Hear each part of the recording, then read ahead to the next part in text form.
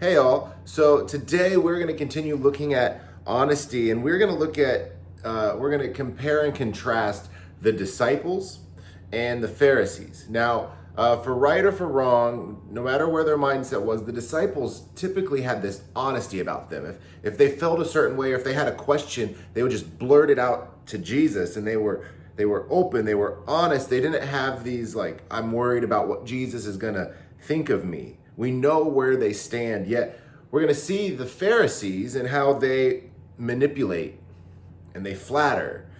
You know, those people that, oh, you look so nice today. And you're like, oh, thanks. And then they ask you for something, like they slide it in there real slick.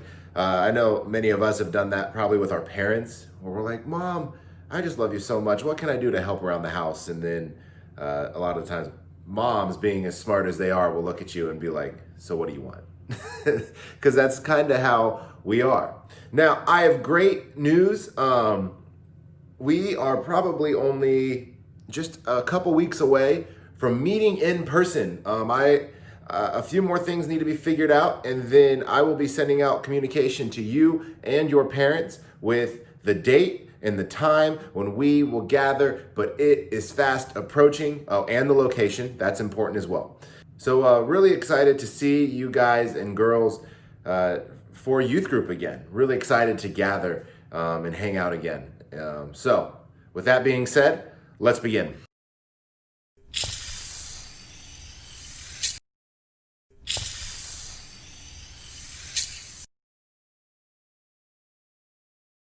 So to start, we're first going to look at John, the Gospel of John, chapter 1, verses 43 through 48.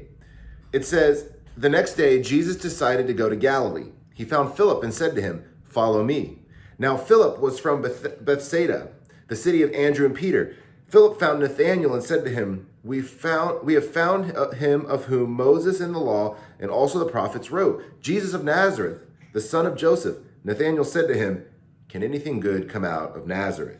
Philip said to him, come and see. Jesus saw Nathanael coming toward him and said of him, behold, an Israelite indeed, in whom there is no deceit. Nathanael said to him, how do you know me? Jesus answered him, before Philip called you, when you were under the fig tree, I saw you. So when we think about this, we look at what Nathanael said, and he's like, can anything good come from this town that you claim this guy who's good is coming from?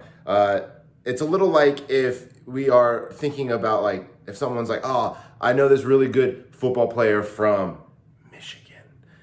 People from Ohio would be like, can anything good come out of Michigan? That's just how we would respond to them, because that's how we feel about that state a lot of the time. And so Nathanael looks at Jesus' childhood, his friends, his family, any siblings he has, parents, whatever, and he judges them all. And why is that? Well, because they're from a certain town. And what does Jesus do? Does Jesus say, hey, don't say things like that? No, he actually says something really interesting. He says, this is a true Israelite in whom there is no deceit. There's nothing false in him. Nathanael said what was on his mind. He was honest. He compliments Nathanael for being honest.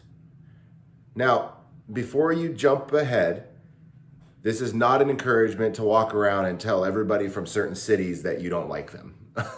So let's be patient, and we will talk about what it means to be honest and why Jesus is valuing this as a trait and what we can learn from it. The next passage we are going to look at is Matthew chapter 20, verses 20 through 21. It says, then the mother of the sons of Zebedee came up to him with her sons, and kneeling before him, she asked him for something. And he said to her, what do you want? She said to him, say that these two sons of mine are to sit, one at your right hand and one at your left, in your kingdom. Jesus answered, you do not know what you're asking. Are you able to drink the cup that I am to drink? They said to him, we are able. So what we just read, James and John and their mom have this request, right? They say, hey, we want to sit at your right hand. We want to sit right there. We want to be with you. And how does Jesus respond? Because think about that. That's a pretty bold request, right? Like, hey, Jesus, let us be with you in your kingdom. There's clearly power there. We want to be a part of this. And I know for me, I would respond maybe not so patient. Jesus responds very patiently. He asks them questions, and he talks to them in a kind way. Now, they're asking for power. They're asking for something that maybe isn't the best thing to ask for. Yet their sin is now out in the open. Their desire for power is now in the open. And now Jesus can deal with that, right? If they were trying to keep it hidden and were like, hey, Jesus, we just want to really hang out with you, man, that'd be manipulative. They wouldn't really be being honest about where their hearts are at. But because they were willing to be honest and put themselves out there, Jesus then can deal with their sin in a better and more real and honest way because they were honest. When we look through the gospel accounts of Matthew, Mark, Luke, and John, we see that the disciples a lot of the time are honest and forthright. This is kind of a characteristic they all share, except for Judas. But they all kind of live their lives out in the open. When they have an issue, they're like, Jesus, why would this man have this happen? Jesus, why did you heal that man? Or why is this man sick? Is it because his mom and dad sinned, or is it because he sinned? Like they don't hold things back from Jesus. One of our issues is we typically hold things back from Jesus. We don't want to be open and honest. Sometimes we're afraid to get things wrong, and not just with Jesus, but with each other. But when we're open and honest and we get things out in the open, then we can really deal with our sin. So we're going to look at another verse. It's going to be in the Gospel according to Luke, chapter 7, verse 39. So here Jesus is talking to a Pharisee named Simon. And it says, now when the Pharisee who had invited him saw this, he said to himself, if this man were a prophet, he would have known who and what sort of woman this is who is touching him, for she is a sinner. Now, for those of you who may not remember, this is a story that we addressed maybe a month or month and a half ago. Jesus is at a dinner party at this Pharisee's house named Simon, and this woman has come in and she's put oil on his feet and is worshiping Jesus, and Simon, the Pharisee, does not approve of this. And we see in verse 39, it says, and Simon said to himself. He wasn't willing to say to Jesus, hey, I have a question. What's the deal? Like the disciples are so often, where they're willing to go to him and be like, hey, Jesus, we want power just like you. And Jesus then is like, all right, well, let's talk about this. Or Simon says nothing. He speaks to himself. He's silent because he's polite. He's concerned about what maybe Jesus is thinking, or what everyone else would say if he says his question.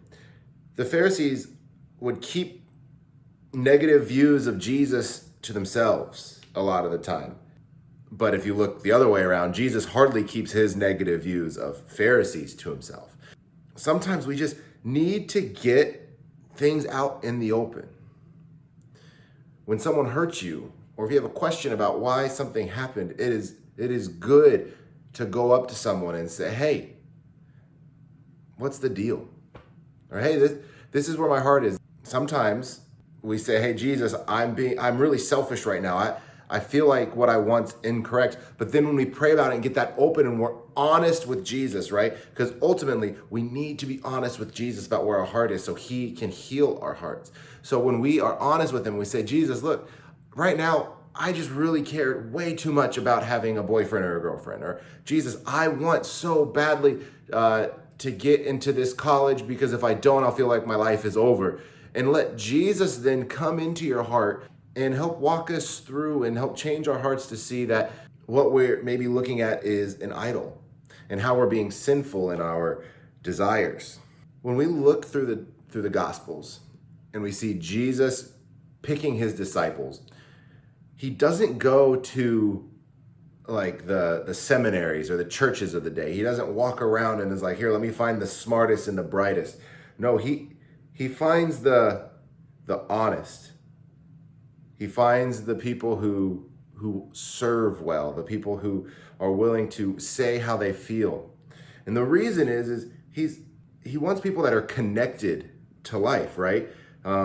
Later in the Bible, Paul writes to us in 1 Corinthians that that God uses the foolish to shame the wise. People who know so much sometimes can be concerned about their appearance. And that's not what Jesus wants in his disciples. He doesn't want someone who is overly concerned about how they look. He wants someone who's concerned about being open and honest with Jesus, telling him where they're at, and allowing then Jesus to come in and change their heart. That is what is important. So why is honesty so important to Jesus? Well, because deception is wrong. Jesus wants us to not be phony with him. He wants us to be honest and open and truthful with him. If we're not willing to admit ways that we're broken, we're not willing to share with Jesus the things that are on our heart, then he can't fix us, right? Because we're holding it tightly. Jesus is saying with his open hands, give me your brokenness. Tell me your brokenness. Admit to me your brokenness. And often we're like, no, Jesus, I'm fine. I'm good. Jesus wants us to say, hey, I'm struggling right now. I'm hurting. I'm confused. I'm lost. I'm anxious. Jesus, I'm desiring this and this right now. Because then when things are in the open, that's when he, like I've been saying, can change our hearts. So my question for you is, are you more like the disciples where you are open and honest with Jesus and you are willing to put it out there for him? Or are you like the Pharisees? Do you speak it to yourself? Do you keep it to yourself? Do you not give your shame and your sin, your anxiety, your idols, the things that you care about more than anything, do you not give those over to Jesus? Often the reason we put on a mask, or the reason we flatter someone, or like when we tell our parents, hey, you look really nice today, or hey, is there anything I can do to help her out around the house, because we're hiding our motivation, is because we want things to go our way. We see this in Matthew chapter 22, verses 15 through 18. It says, then the Pharisees went and plotted how to entangle him in his words. They're entangling Jesus, okay? And they sent their disciples to him, along with the Herodians, saying, teacher, we know that you are true and teach the way of God truthfully, and you do not care about anyone's opinion, for you are not swayed by appearances. Tell us then, what do you think? All right, so let's pause right there for just a second. Them saying, we know you are true and teach the way of God truthfully, they're lying. They don't think that, right? Because the Pharisees don't think that Jesus is true. They're trying to flatter him so that way he will then tell them what they want to know. They're trying to trick him. They want their way. Continue in verse 17. Is it lawful to pay taxes to Caesar or not? But Jesus, aware of their malice, said, why put me to the test, you hypocrites? Show me the coin for the tax. And they brought him a denarius, or a coin.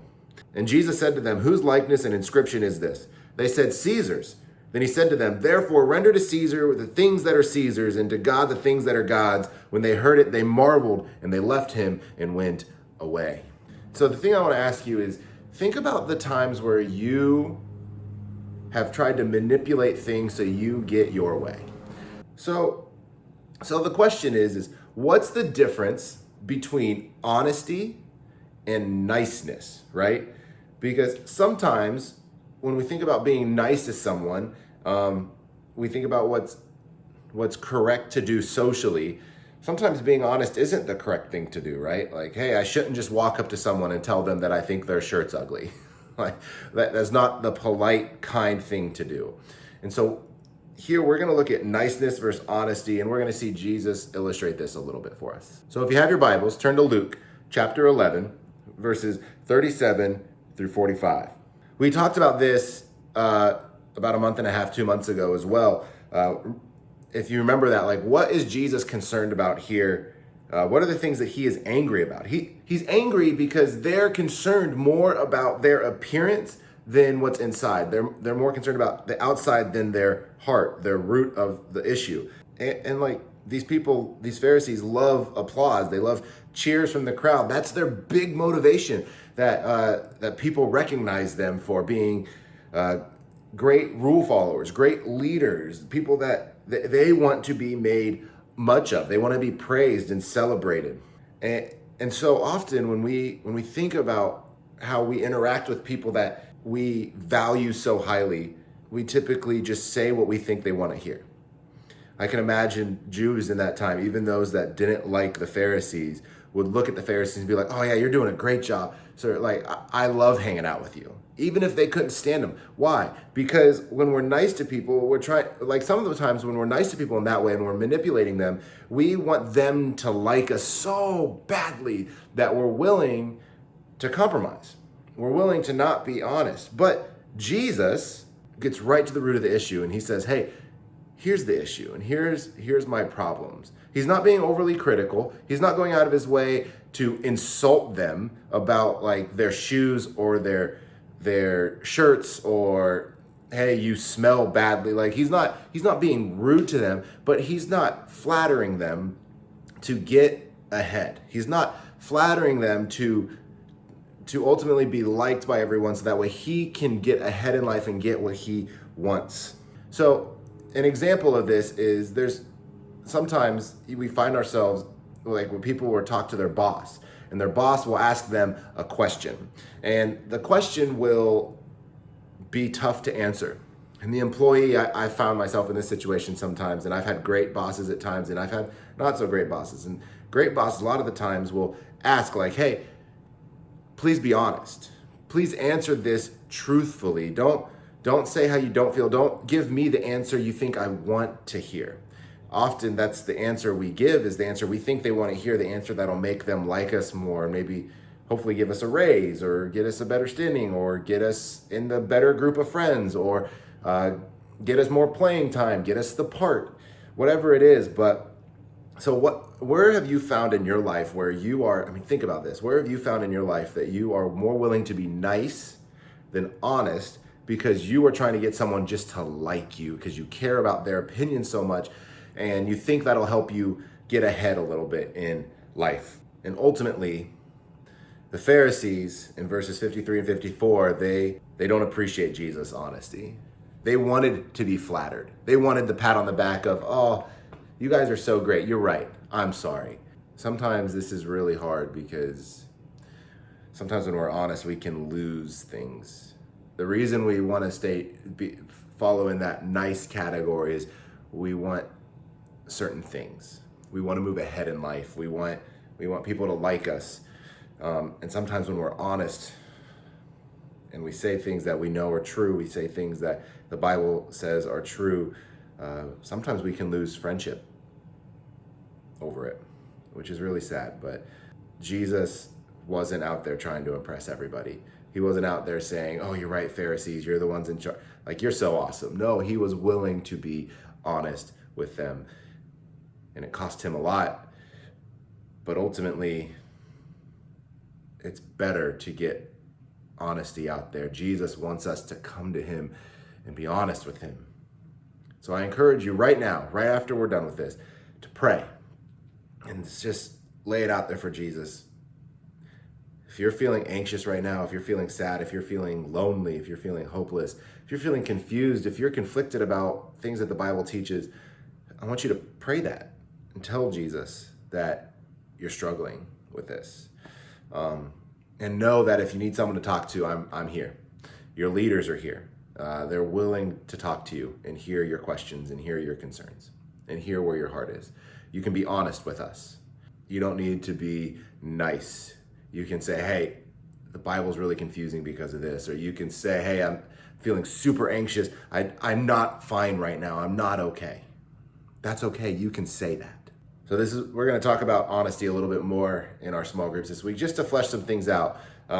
Because like I said, I don't want you to misunderstand. I don't want you to think, well, Brady said we should just be honest, so I'm going to go tell people when I think they sang a solo at school the other day, and I'm just going to walk up to them and tell them that they stink at singing. Like, there is a difference between insult and rudeness and honesty. And so we're going to explore that a little bit, and so would love for you to join small groups this week. So see you guys later. Really looking forward to in a few short weeks gathering again in person. Bye.